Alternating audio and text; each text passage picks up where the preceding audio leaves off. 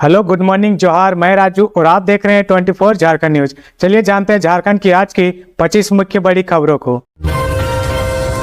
Bokaro steel plant में विस्थापितों का प्रदर्शन, लाठीचार्ज में एक की मौत, स्थिति तनावपूर्ण। बोकारो स्टील प्लांट बीएसएल के विस्थापित लोग गुरुवार को एसडीएम बिल्डिंग के सामने अपनी मांगों को लेकर प्रदर्शन कर रहे थे। वे बीएसएल द्वारा उनकी जमीन के बदले उचित मुआवजा और पुनर्वास की मांग कर रहे थे, लेकिन इसी दौरान पुलिस और सुरक्षा बलों ने उन पर लाठीचार्ज कर दिया। इस दौरान महुआर प्रेम महतो नामक एक व्यक्ति की मौत हो गई और कई लोग घायल हो गए, जिनमें महिलाएं भी शामिल है। घायल लोगों को अस्पताल में भर्ती करवाया गया, जहां उनका इलाज चल रहा। प्रदर्शन के दौरान बीएसएल की सुरक्षा टीम और सीआईएसएफ के जवानों ने अचानक लाठीचार्ज किया, जिससे भगदड़ मच गई और स्थिति तनावपूर्ण हो गई। घटना के बाद इलाके में भारी तनाव बना हुआ है और विस्थापित लोग एडीएम बिल्डिंग के पास जमा हो गए हैं। वे अपना आंदोलन तेज करने की घोषणा कर चुके और प्रशासन ने स्थिति को नियंत्रण में रखने के लिए भारी पुलिस बल तैनात किया है।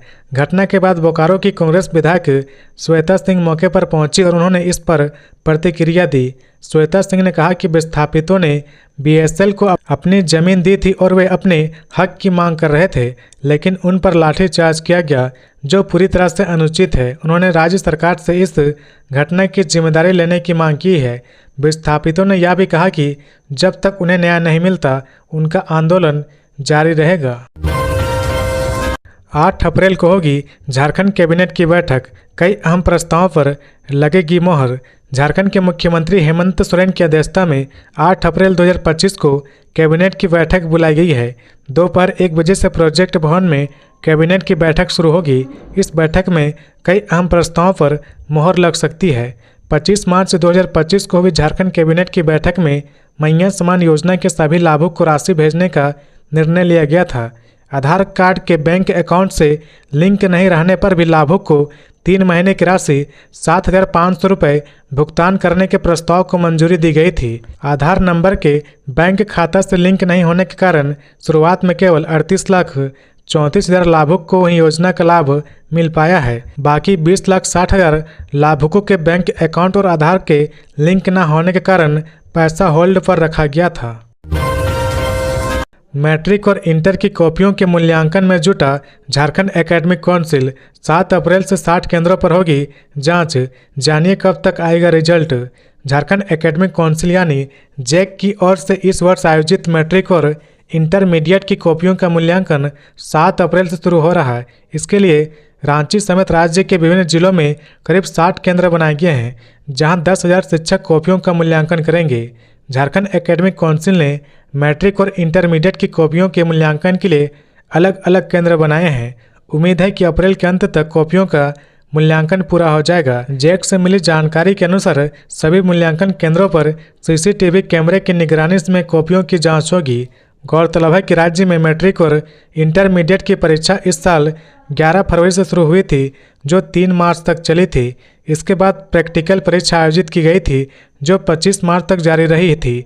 इस साल मैट्रिक में 4,33,890 छात्र शामिल हुए थे। जैक की ओर से की जा रही तैयारियों के अनुसार अप्रैल में कॉपियों का मूल्यांकन पूरा होने के बाद मई के पहले सप्ताह से OMR शीट मार्क्स फाइल बनाई जाएगी। टेबुलेशन का काम पूरा होते ही मई के आखिरी सप्ताह में रिजल्ट प्रकाशित होने की उम्मीद है। सरहुल के दिन घंटों बिजली गुल रहने पर हाईकोर्ट गंभीर। रामनवमी समेत सभी जुलूस के दौरान पावर सप्लाई बंद करने पर लगाई रोक। 1 अप्रैल को सरहुल शोभा यात्रा के दौरान राजधानी के अलग अलग इलाकों में 5 से 10 घंटे तक विद्युत आपूर्ति बाधित रहने के मामले में हाईकोर्ट के मुख्य न्यायाधीश MS रामचंद्र राव और जस्टिस दीपक रोशन की खंडपीठ ने स्वतः संज्ञान से दर्ज जनहित याचिका पर सुनवाई की। खंडपीठ ने कहा कि बिजली एक अनिवार्य सेवा है, इसको बाधित नहीं किया जा सकता।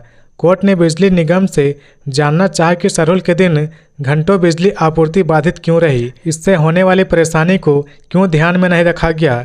यह जानकारी झारखंड हाईकोर्ट के अधिवक्ता धीरज कुमार ने दी। जवाब में अधिवक्ता ने बताया कि साल 2000 में एक बड़ा हादसा हुआ था, जिसमें बिजली के तार की चपेट में आने से 29 लोगों की मौत हो गई थी। भविष्य में ऐसी घटना न हो, इसको ध्यान में रखकर जुलूस के दौरान बिजली आपूर्ति बंद कर दी जाती है। इस पर खंडपीठ ने कहा कि अनिवार्य सेवा को बाधित नहीं किया जा सकता, लिहाजा सरकार को सुरक्षा के उपाय सुनिश्चित करना चाहिए। सुनवाई के दौरान महाधिवक्ता ने खंडपीठ को बताया कि 6 अप्रैल को रामनवमी और 6 जुलाई को मुहर्रम जुलूस के दौरान बिजली सप्लाई रोकने की फिर जरूरत पड़ेगी। इस पर खंडपीठ ने आदेश दिया कि कोई हादसा ना हो, इसके उपाय सुनिश्चित कराएं, लेकिन बिजली आपूर्ति बाधित नहीं होनी चाहिए। इस मामले में 9 अप्रैल को विस्तृत सुनवाई होगी। रामनवमी को लेकर रांची के ट्रैफिक व्यवस्था में बदलाव। इस वर्ष रामनवमी पर्व 6 अप्रैल को मनाया जाएगा। दिनांक 5 अप्रैल 2025 को रांची शहर के विभिन्न अखाड़ों से संध्या में झांकियां निकाली जाएगी। रामनवमी की मुख्य शोभा यात्रा जुलूस दिनांक 6 अप्रैल 2025 को निकाली जाएगी। इसके साथ ही दिनांक 7 अप्रैल 2025 को चैती दुर्गा जी के विसर्जन कार्यक्रम का आयोजन भी निर्धारित है। इस अवसर पर रांची शहरी क्षेत्र में यातायात व्यवस्था में बदलाव किया गया है। एसपी कार्यालय की ओर से जारी आदेश के अनुसार विभिन्न इलाकों में रूट्स इस प्रकार रहेंगे। झारखंड और बिहार में अब निजी हेलीकॉप्टर की शुरुआत। झारखंड में अब महानगरों की तरह निजी हेलीकॉप्टर सेवा का आगाज होने जा रहा।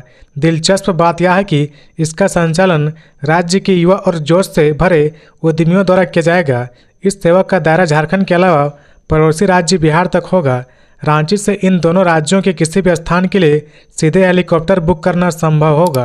हेलीकॉप्टर सेवा के लिए प्रति घंटे की न्यूनतम दर भी निर्धारित की जाएगी, ताकि राज्य में निजी क्षेत्र में उड़ियन व्यवसाय को बढ़ावा दिया जा सके और महानगरों की हेलीकॉप्टर सेवाओं के मुकाबले यह सेवा सुलभ हो सके। यह सेवा इसी महीने से शुरू हो जाएगी। शुरू में शादी समारोह, पार्टियां और आपातकालीन सेवाओं के लिए हेलीकॉप्टर की तुरंत उपलब्धता सुनिश्चित की जाएगी। इसके अलावा एयर एम्बुलेंस और विशेष आयोजनों के लिए भी हेलीकॉप्टर किराए पर उपलब्ध होंगे। इस सेवा का संचालन Yuvraj group and company private limited द्वारा किया जाएगा, जिसके पास वर्तमान में 10 हेलीकॉप्टर हैं, जिसमें 4 सीटों से लेकर 12 सीटों तक वाले हेलीकॉप्टर शामिल है। भविष्य में सेवा के विस्तार की योजना भी बनाई जा रही है। प्रशांत कुमार के छुट्टी से लौटने तक मनीष रंजन को जेएसएससी चेयरमैन का अतिरिक्त प्रभार। राज्य सरकार ने एटीआई के निदेशक मनीष रंजन को झारखंड कर्मचारी चयन आयोग जेएसएससी के अध्यक्ष का अतिरिक्त प्रभार सौंपा है। हालांकि अभी भी सरकार ने जेएसएससी चेयरमैन के पद पर अस्थायी नियुक्ति नहीं की है। मनीष रंजन को प्रशांत कुमार के लगभग 1 महीने के अवकाश से लौटने तक जेएसएससी चेयरमैन का अतिरिक्त प्रभार सौंपा गया है। कार्मिक एवं प्रशासनिक सुधार विभाग द्वारा गुरुवार को इस संबंध में अधिसूचना जारी कर दी गई है। अधिसूचना के मुताबिक जल संसाधन सह वित्त सचिव प्रशांत कुमार 7 अप्रैल से 2 मई तक अर्जित अवकाश पर रहेंगे। इस दौरान जल संसाधन सचिव का अतिरिक्त प्रभार अपर मुख्य सचिव स्वास्थ्य अजय कुमार सिंह एवं वित्त विभाग का अतिरिक्त प्रभार प्रधान सचिव गृह कारा वंदना दादेल देखेगी। प्रशांत कुमार के छुट्टी से लौटने तक के लिए यह व्यवस्था की गई है। मालूम हो कि जल संसाधन सचिव प्रशांत कुमार के पास वित्त सचिव एवं जेएसएससी चेयरमैन का भी अतिरिक्त प्रभार है। साहेबगंज में लकड़ी के मिल में लगी भीषण आग, लाखों का हुआ नुकसान, आसपास के घर भी प्रभावित। राजमहल शहर के महाजन टोली स्थित गौतम सु नामक लकड़ी मिल में गुरुवार की अहले सुबह भीषण आग लग गई। इस घटना में पूरा लकड़ी मिल जलकर खाक हो गया। आग लगे की घटना के कारण लाखों की क्षति होने का अनुमान लगाया गया है। हालांकि इसका सटीक आकलन नहीं किया जा सका। आग लगने के लगभग आधे घंटे बाद अग्निशमन वाहन घटनास्थल पर पहुंचकर आग पर काबू पाने का प्रयास किया, लेकिन लपटें इतने तेज थी कि एक वाहन से आग पर काबू नहीं पाया जा सका। इस वजह से दमकल में वह अग्निशमन वाहन फिर से पानी भरने सब स्टेशन गया। थोड़ी देर बाद नगर पंचायत का पानी टैंकर और साहिबगंज से एक अतिरिक्त अग्निशमन वाहन भी मौके पर पहुंचकर आग बुझाने में लग गई। स्थानीय लोगों ने भी अपने अपने छतों से पानी डालकर भीषण आग को बुझाने का प्रयास किया। कड़ी मशक्कत के बाद आग पर काबू पाया जा सका। इधर आग की लपटें इतनी तेज थी कि आसपास के 3 से 4 घर भी प्रभावित हुई। हालांकि आसपास के लोगों के सूझबूझ की वजह से बड़ा हादसा नहीं हो पाया। लकड़ी मिल के मालिक के मुताबिक मिल में विद्युत कनेक्शन नहीं है, ऐसे में शॉर्ट सर्किट नहीं हो सकता। गढ़वा में सामुदायिक अस्पताल के पास भारी मात्रा में सरकारी दवाइयां फेंकी गई। सीएम ने कहा दोषियों पर होगी कार्रवाई। गढ़वा जिले के सामुदायिक अस्पताल के पास सरकारी दवाइयां फेंकी गई। इन दवाइयों में अल्बेंडाजोल और फोलिक एसिड टैबलेट शामिल है, जो सरकारी स्वास्थ्य योजनाओं के तहत वितरित की जाती है। इन दवाइयों के खुलेआम फेंके जाने की सूचना मिलते ही स्थानीय लोगों में हलचल मच गई। घटना की जानकारी मिलते ही गढ़वा जिले के सिविल सर्जन मौके पर पहुंचे और जांच शुरू की। Civil surgeon doctor Ashok Kumar ने रंका अस्पताल का निरीक्षण किया और दवाइयों के बारे में जानकारी ली। वहीं अस्पताल प्रशासन ने इस घटना को एक बड़ी चूक मानते हुए मामले की जांच की प्रक्रिया शुरू कर दी है। हालांकि अभी तक यह स्पष्ट नहीं हो पाया कि ये दवाइयां अस्पताल से बाहर कैसे निकली और क्यों उन्हें फेंक दिया गया। सिविल सर्जन ने यह भी कहा कि ऐसी घटनाएं स्वास्थ्य प्रणाली की छवि को नुकसान पहुंचाती है और इसे गंभीरता से लिया जाएगा। उन्होंने यह आश्वासन भी दिया कि भविष्य में इस प्रकार की घटनाओं से बचने के लिए प्रशासन उचित कदम उठाएगा। शिक्षकों के प्रशिक्षण में आ रही तकनीकी समस्या। अखिल झारखंड प्राथमिक शिक्षक संघ के मुख्य प्रवक्ता नसीम अहमद ने कहा कि JCERT ने प्रदेश के सभी प्राथमिक व मध्य विद्यालय के शिक्षकों के लिए 50 घंटे की अनिवार्य प्रशिक्षण शुरू की है, लेकिन शिक्षकों को प्रशिक्षण से संबंधित तकनीकी समस्या आ रही है। इसके लिए कार्यशाला आयोजित होनी चाहिए थी। कहा, जानकारी के अभाव में चाहकर भी कई शिक्षक प्रशिक्षण से वंचित हो रहे हैं। साथ ही इंटरनेट की समस्या के कारण ग्रामीण क्षेत्र के शिक्षक ऑनलाइन प्रशिक्षण नहीं ले पा रहे हैं। प्रशिक्षण को पूरा करने के लिए जे गुरुजी ऐप डाउनलोड करना अनिवार्य है। यहीं पर शिक्षकों के लिए समस्या उत्पन्न हो गई है। प्रशिक्षण के लिए डाउनलोड करने के लिए एंड्रॉयड मोबाइल में यह सुविधा है, लेकिन iOS ऑपरेटिंग सिस्टम से चलने वाले फ़ोन में डाउनलोड करने की सुविधा नहीं है। कई अन्य परेशानी भी आ रही है। पत्नी कल्पना सोरेन और अधिकारियों की टीम के साथ 3 देशों के दौरे पर जाएंगे मुख्यमंत्री हेमंत सोरेन। मुख्यमंत्री हेमंत सोरेन 3 देशों के दौरे पर जाएंगे। उनके साथ पत्नी कल्पना सोरेन के अलावा कुल 8 लोगों की टीम होगी। उसमें नगर विकास एवं आवास मंत्री सुदीप्त कुमार सोनू के अलावा मुख्य सचिव अलका तिवारी, मुख्यमंत्री के अपर मुख्य सचिव अविनाश कुमार, उद्योग सचिव आरवा राजकमल, उद्योग निदेशक सुशांत गौरव व अन्य शामिल है। मुख्यमंत्री के नेतृत्व में उच्च स्तरीय टीम पुर्तगाल, स्वीडन और स्पेन का दौरा करेगी। झारखंड में पूंजी निवेश के लिए वहां की सरकार उद्योग जगह की हस्तियों व संस्थाओं के साथ बातचीत करेगी। मुख्यमंत्री के नेतृत्व में विदेश दौरे पर जाने वाली टीम के लिए राज्य सरकार ने विदेश मंत्रालय से पॉलिटिकल क्लीयरेंस की मांग की है। उम्मीद है कि अगले कुछ दिनों में विदेश मंत्रालय से पॉलिटिकल क्लीयरेंस मिल जाएगा। मुख्यमंत्री का यह विदेश दौरा 19 अप्रैल से 26 अप्रैल तक होगा। आधिकारिक सूत्रों के अनुसार उद्योग विभाग मुख्यमंत्री के इस विदेश दौरे के लिए विस्तार से प्रस्ताव तैयार किया है। यहाँ मालूम हो कि राज्य सरकार अब झारखंड में रोजगार के अवसर पैदा करने के लिए पूंजी निवेश को आकर्षित करने में जुट गया है। विधानसभा के बजट सत्र के बाद देश के दूसरे सबसे बड़े उद्योगपति गौतम अडानी के साथ मुख्यमंत्री की मुलाकात और लंबी बातचीत उसी का प्रयास का हिस्सा है। मुख्यमंत्री ने कहा भी। जूता दुकानदार हत्याकांड का रांची पुलिस ने किया खुलासा। रांची में हुए जूता दुकानदार भूपल साहू हत्याकांड का खुलासा पुलिस ने कर लिया है। आरोपी गौरव चौधरी उर्फ कल्लू को गिरफ्तार कर लिया गया है। पांड्रा ओपी की पुलिस ने आरोपी को सरोवर नगर डैम साइट से पकड़ा है। पुलिस ने हत्या में प्रयुक्त हथियार भी बरामद कर लिया है। रांची एसएसपी ने इस बात का खुलासा किया कि खुन्नस और आक्रोश के चलते जूता दुकानदार की हत्या कर दी गई थी। एसएसपी ने मीडिया को बताया कि बीते 27 मार्च की देर शाम करीब 7:30 बजे जूता दुकानदार का दुकान में ही चाकू से हमला किया गया। इलाज के दौरान उसकी मौत हो गई। दुकान पांड्रा ओपी क्षेत्र के रवि स्टील चौक में है। मृतक भूपल साहू के बेटे और पिता के बयान पर प्राथमिकी दर्ज की गई थी। हत्यारे को पकड़ने के लिए कोतवाली डीएसपी प्रकाश सोय की देखरेख में टीम गठित की गई। गठित टीम ने जांच शुरू की। इलाके में सीसीटीवी फुटेज को खंगाला। हत्यारे की पहचान सीसीटीवी फुटेज के जरिए ही हो पाई है। इस बीच टीम को इन्फॉर्मेशन मिली कि गौरव झारखंड छोड़कर चेन्नई भागने वाला है, जिसके बाद पुलिस ने छापेमारी की और आरोपी को पकड़ लिया। रांची में चैती छठ पूजा की धूम। एसएसपी ने भी परिवार संघ भगवान भास्कर को दिया अर्घ्य। राजधानी रांची में चैती छठ पूजा बड़े धूमधाम और श्रद्धा के साथ मनाया जा रहा है। चैती छठ का दायरा भी अब काफ़ी विस्तृत हो गया है। रांची डीआईजी सह एसएसपी चंदन सिन्हा भी अपने माथे पर दौरा रखकर छठ घाट पहुंचे। रांची के कई छठ घाटों पर छठ व्रतियों की भारी भीड़ दिखी। पहले कार्तिक छठ में इस तरह की भीड़ दिखाई देती थी, लेकिन छठी मैया की महिमा इतनी अपरंपार है कि अब चैती छठ व्रत रखने वाले व्रतियों की संख्या भी काफ़ी बढ़ गई है। डीआईजी सह रांची एसएसपी चंदन सिन्हा की पत्नी कंचन सिंह भी चैती छठ पूजा करती है। गुरुवार को रांची एसएसपी खुद सिर पर दौरा रख कर छठ घाट पहुंचे और पत्नी के साथ भगवान भास्कर को अर्घ्य अर्पण किया। बाबूलाल मरांडी ने कहा, मैया सामान के सही संचालन से लेकर राज्य में बढ़ रहे अपराध का लगाम लगाने तक सब में विफल है हेमंत सरकार। झारखंड में हेमंत सोरेन की सरकार को बने 4 महीने से ज़्यादा वक्त हो चुके हैं। ऐसे में नेता प्रतिपक्ष बाबूलाल मरांडी मुख्यमंत्री हेमंत सोरेन को खामियां गिनाने में जुटे हैं।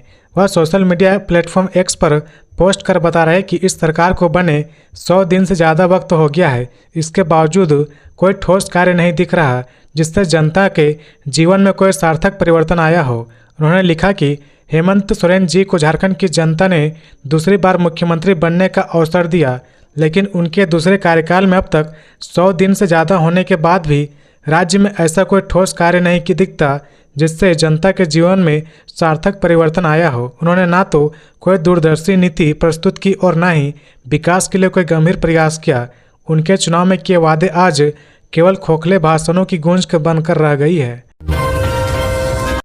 झारखंड के 9 जिलों में बदला रहेगा मौसम का मिजाज, 50 किलोमीटर की रफ्तार से चलेगी हवा, बारिश के भी आसार। झारखंड में आज 9 जिलों का तापमान बाकी जिलों के मुकाबले बदला रहेगा। जिन जिलों में मौसम बदला रहेगा उनमें रांची के साथ साथ पूर्वी सिंहभूम, पश्चिमी सिंहभूम, सिमडेगा, सरायकेला खरसावां के अतिरिक्त रांची, बोकारो, गुमला, हजारीबाग, खूंटी तथा रामगढ़ जिला शामिल है। इन जिलों में मेघ गर्जन होने वाली है। हवा की रफ्तार 50 किलोमीटर तक रह सकती है। इन जिलों के लिए ऑरेंज अलर्ट जारी किया गया है। इसके अतिरिक्त 6 जिलों के लिए येलो अलर्ट जारी किया है, जिसमें पलामू, गढ़वा, चतरा, कोडरमा, लातेहार, लोहरदगा, देवघर, धनबाद, दुमका तथा गिरिडीह जिला शामिल है। यहाँ आकाशीय बिजली गिरने की संभावना है। साथ ही मेघ गर्जन के साथ तेज हवा चलेगी। हवा की रफ्तार 40 किलोमीटर प्रति घंटे हो सकती है। मौसम विभाग के वैज्ञानिक अभिषेक आनंद के अनुसार बंगाल की ओर से आ रही नम हवा के साथ साथ छत्तीसगढ़ तथा मध्य प्रदेश में साइक्लोनिक सर्कुलेशन के कारण झारखंड में काले काले बादल छाने के साथ साथ कहीं कहीं बारिश हो सकती है। कई इलाकों में वज्रपात और ओलावृष्टि के साथ साथ तेज हवा चल सकती है, जिससे जनजीवन सहित कृषि कार्य प्रभावित हो सकते हैं। अभिषेक आनंद ने बताया कि किसी भी क्षेत्र में लगातार बारिश नहीं होगी। मौसम विभाग ने मौसम में हो रहे बदलाव को लेकर ऑरेंज अलर्ट जारी किया है। यह स्थिति आज 4 अप्रैल को भी होगी। 5 अप्रैल से मौसम साफ होगा। अधिकतम तापमान में 2 से 3 डिग्री सेल्सियस की वृद्धि होने लगेगी। रांची के रातू थाना क्षेत्र में जंगली हाथियों का आतंक, दहशत में लोग। रांची से सटे रातू थाना क्षेत्र के मेरिया टांड में गुरुवार सुबह 2 जंगली हाथी घुस गए, जिससे इलाके में दहशत और अफरा तफरी का माहौल बन गया। घनी आबादी वाले इस क्षेत्र में हाथियों के घुसने से लोग अपने अपने घरों से बाहर निकल गए, लेकिन डर के कारण कोई भी उनके पास जाने की हिम्मत नहीं कर रहा। हाथियों के दस्तक देने के बाद इलाके के लोग घबराए हुए हैं, खासकर पुराने कोल्ड स्टोरेज के पास के लोग। ग्रामीण ने तत्काल वन विभाग को इसकी सूचना दे दी है, जिसके बाद विभाग की टीम हाथियों को सुरक्षित स्थान पर पहुंचाने की कोशिश कर रही है। प्रशासन ने स्थानीय लोगों से अपील की कि वे हाथियों के आसपास भीड़ न लगाए और सतर्कता बरते, ताकि हाथियों के इलाके में और अधिक घुसने से रोका जा सके। इस क्षेत्र में पहले भी हाथियों की आवाजाही देखी गई है, जिससे स्थानीय लोगों में चिंता बढ़ गई है। आज से चलेगी रांची नई दिल्ली समर स्पेशल ट्रेन। ट्रेनों में अतिरिक्त भीड़ को देखते हुए यात्रियों की सुविधा के लिए ट्रेन रांची नई Delhi Ranchi summer special train का परिचालन होगा। ट्रेन नई दिल्ली समर स्पेशल 4 अप्रैल से 27 जून तक प्रत्येक शुक्रवार को रांची से प्रस्थान करेगी। कुल 13 ट्रिप करेगी। यह ट्रेन रांची से शुक्रवार को 23:55 में छूटेगी। मुरी, बरकाकाना, गढ़वा रोड, प्रयागराज, कानपुर होते हुए नई दिल्ली रविवार को 3 बजे पहुंचेगी। ट्रेन नई दिल्ली रांची समर स्पेशल 6 अप्रैल से 29 जून तक प्रत्येक रविवार को नई दिल्ली से चलेगी। इस समर स्पेशल ट्रेन में 18 वातानुकूलित 3 टियर इकोनॉमी कोच होंगे, जिससे यात्री को आरामदायक यात्रा का अनुभव होगा। बिहार के 1 लाख रुपए का इनामी नक्सली झारखंड के पलामू से गिरफ्तार। पलामू पुलिस ने बिहार के 1 लाख रुपए की इनामी टीएसपीसी नक्सली को पकड़ा है। नक्सली का नाम जीवलाल यादव है। जीवलाल यादव उर्फ रमेश यादव की उम्र 53 साल की है। वह बिहार के गया जिले के भदवर थाना क्षेत्र का रहने वाला है। जीवलाल के खिलाफ बिहार के गया और औरंगाबाद में 4 मामले और झारखंड के पलामू में 1 मामला दर्ज है। पुलिस ने उसे नवा बाजार थाना क्षेत्र के तरवाडीह से गिरफ्तार किया है। उसके पास से नक्सली पर्चा और लेवी वसूलने से जुड़ी जानकारी वाली डायरी बरामद हुई है। एएसपी राकेश कुमार सिंह ने बताया कि पुलिस को टीएसपीसी के कमांडर शशिकांत के दस्ते की गतिविधियों की सूचना मिली थी। इसी सूचना पर सर्च अभियान चलाया गया। जीवलाल इलाके में ईंट भट्ठों से लेवी वसूलने के लिए पर्चा फेंक कर दहशत फैलाने आया था। उसके पास से मिले डायरी में लेवी का हिसाब किताब और कई लोगों के नंबर मिले हैं। जीवलाल 2014 में टीएसपीसी में शामिल हुआ था। पिछले 10 वर्षों से वह संगठन पर सक्रिय रहा। झारखंड में वह रमेश के नाम से जाना जाता है। झारखंड में कांग्रेस खोलेगी कनेक्ट सेंटर, वॉर रूम की तरह करेगा काम। 4 अप्रैल को दिल्ली में मल्लिकार्जुन खड़गे करेंगे सीधा संवाद। झारखंड विधानसभा चुनाव 2024 में इंडिया ब्लॉक की % जीत के बाद भी कांग्रेस झारखंड में चुनावी मूड में ही दिख रही है। पार्टी संगठन एक और जहां पंचायत और प्रखंड स्तर पर कांग्रेस कमेटी का गठन करने जा रही है, वहीं दूसरी तरफ वॉर रूम की तरह रांची में कनेक्ट सेंटर भी स्थापित करेगी। पार्टी संगठन की योजना कनेक्ट सेंटर से दूर दराज के प्रखंड पंचायत तक के कांग्रेसी कार्यकर्ताओं को जोड़ने की है। इसके साथ साथ कनेक्ट सेंटर के माध्यम से पार्टी की गतिविधियों की भी अद्यतन जानकारी से झारखंड मुख्यालय और एआईसीसी को मिल जाएगी। कांग्रेस पार्टी झारखंड के साथ साथ राष्ट्रीय स्तर पर भी संगठन को मजबूत करने के प्रति इस कदर गंभीर है कि 4 अप्रैल को दिल्ली के नए कांग्रेस भवन में राष्ट्रीय अध्यक्ष मल्लिकार्जुन खड़गे 8 राज्यों केंद्र शासित प्रदेशों के जिला अध्यक्षों के साथ सीधा संवाद करेंगे। मार्च महीने में ही गर्मी से हाल बेहाल, 40 के करीब पहुंचा पारा। झारखंड में बारिश का दौर थमने के बाद से ही आसमान से आग के गोले बरस रहे हैं। मार्च के महीने में ही अधिकतम तापमान 40 डिग्री के करीब हो चला है। मौसम विभाग की माने तो मौसम में अभी कोई बड़े बदलाव की संभावना नहीं है। आज भी लोगों को गर्मी से राहत मिलने की संभावना नहीं है। इस दौरान अधिकतम तापमान 40 डिग्री के करीब या इसके पार जा सकता है। रांची स्थित मौसम विज्ञान केंद्र के माने तो अभी ना तो झारखंड में साइक्लोनिक सर्कुलेशन का असर नहीं दिख रहा, न ही राज्य के आसपास के इलाकों में किसी तरह का सिनोटिक फीचर बारिश की संभावना नहीं है। ऐसे में अधिकतम तापमान में बढ़ोतरी देखने को मिलेगी। मौसम में अगले 2-3 दिनों के दौरान कोई बड़े बदलाव के आसार नहीं है। इसके बाद अगले 2-3 दिनों में न्यूनतम तापमान में 2 से 3 डिग्री की गिरावट हो सकती है। मैयत समान योजना के 84,000 लाभुक के खाते में भेजी गई राशि। पहले चरण में 2,84,000 महिलाओं को मिले थे पैसे। मैयत समान योजना का लाभ लेने वाली महिलाओं के लिए खुशखबरी है। ऐसे लाभुक जिनके खाते में राशि नहीं आई थी, वैसे लाभुक के खाते में योजना की राशि भेज दी गई है। गुरुवार की देर शाम तक बचे हुए सभी लाभुक के खाते में पैसे पहुंच जाएंगे। दरअसल पलामू में मार्च महीना की शुरुआत में 2,84,006 महिलाओं के खाते में मैयत समान योजना की राशि भेजी गई थी। 86,000 महिलाओं के बैंक खाते में विभिन्न क्रम से राशि नहीं भेजी गई थी। सामाजिक सुरक्षा विभाग में गुरुवार को बची हुई 84,000 महिलाओं के बैंक खाते में राशि भेज दी गई है। पलामू सामाजिक सुरक्षा विभाग के सहायक निदेशक विक्रम आनंद ने बताया कि 84,000 महिलाओं के खाते में मैयत समान योजना की राशि भेज दी गई है। बताते चले कि पलामू में दिसंबर महीने में 3,72,937 महिलाओं को मैयत समान योजना का लाभ दिया गया था। मार्च महीने के पहले सप्ताह में 2,84,006 महिलाओं को मैयत समान योजना का लाभ दिया गया था। चित्रा कोल माइंस प्रबंधन पर ग्रामीणों ने लगाया कोयला ढुलाई में लापरवाही का आरोप। कहा उड़ती धूल से हो रही सांस की बीमारी। देवघर जिले के चित्रा स्थित ईसीएल के कोल माइंस से निकलने वाला कोयला देश भर में सप्लाई की जाती है। इससे राज्य सरकार और केंद्र सरकार को राजस्व भी प्राप्त होता है, लेकिन इलाके के लोगों की सुविधाओं का ख्याल रखने के मामले में चित्रा कोयलवरी प्रबंधन पर सवाल उठ रहे हैं। स्थानीय ग्रामीणों का आरोप है कि कोयला लोडिंग के दौरान ईसीएल प्रबंधन नियमों की अनदेखी कर रहा, क्षेत्र में पानी का छिड़काव नहीं कराया जा रहा। इस कारण उड़ती धूल से स्थानीय ग्रामीणों को परेशानी हो रही। लोग सांस संबंधी बीमारी की चपेट में आ रहे, लेकिन ईसीएल प्रबंधन इस ओर ध्यान नहीं दे रहा। ग्रामीणों का कहना है कि कोयला खनन के लिए जमीन अधिग्रहण से पहले ईसीएल प्रबंधन ने आश्वस्त किया था कि कोयला निकालने के दौरान किसी भी ग्रामीण को कोई समस्या नहीं होगी, लेकिन प्रबंधन अपनी बात पर कायम नहीं है। कोयला ढुलाई में नियमों की अनदेखी के कारण ग्रामीणों को काफ़ी परेशानियों का सामना करना पड़ रहा। तो ये थी आज की झारखंड की टॉप बड़ी खबरें। इसी तरह झारखंड की हर छोटी सी बड़ी खबर देखने के लिए आप हमारे चैनल 24 झारखंड न्यूज को सब्सक्राइब करके बेल आइकन प्रेस कर ले, जिससे झारखंड की हर छोटी सी बड़ी खबर की अपडेट आप तक पहुंचता रहे। तो आज के लिए बस इतना ही, हमें दीजिए इजाज़त, फिर मिलते हैं नेक्स्ट न्यूज में।